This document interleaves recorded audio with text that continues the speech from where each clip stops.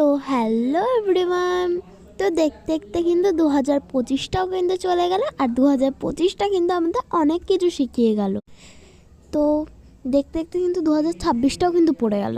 তো আজ হলো নতুন বছর, তো নতুন দিনে তো ঠাকুরকে তো পুজো দিতেই হবে। তার জন্য এখানে আমরা হবিপুর ইস্কনে চলে এসেছি।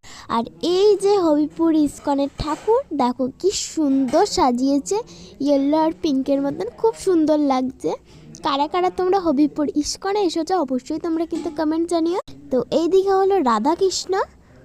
তো নতুন বছরের লুকটা হলো আমার এই হোয়াইটের মধ্যে। তো আমাকে কেমন লাগছে অবশ্যই তোমরা কিন্তু কমেন্ট জানিও। তো কি সুন্দর করে সাজিয়েছে। তো এই নতুন দিনে কিন্তু খুবই লোক হয় হবিপুর ইস্কনে। আর এখানে আমরা টিকিটও কেটে নিয়েছি হবিপুর ইস্কনের 80 টাকা করে।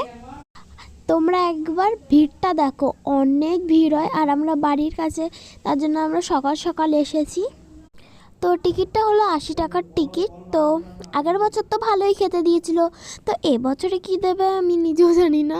তো ভিড়টা কিন্তু ভালোই হয়ে, তো এখানে পাতা দিয়ে দিল, পাতার গ্লাস।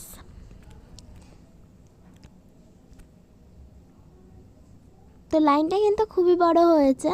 তো এখানে সাদা সাদা ভাত দিয়ে দিল আর ডাল দিয়ে দিল। তো চলো খেয়ে টেস্ট করা যাক।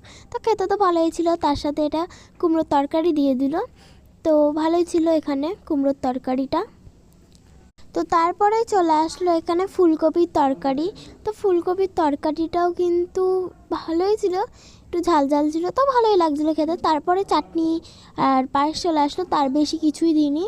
তো এখানে বকফুল দেখো কত বকফুল হয়েছে। তো আগের বছর তো ভালো মন্দই দিয়েছিল, এই বছর এমনই দিল। তো আজকের মতন বাই।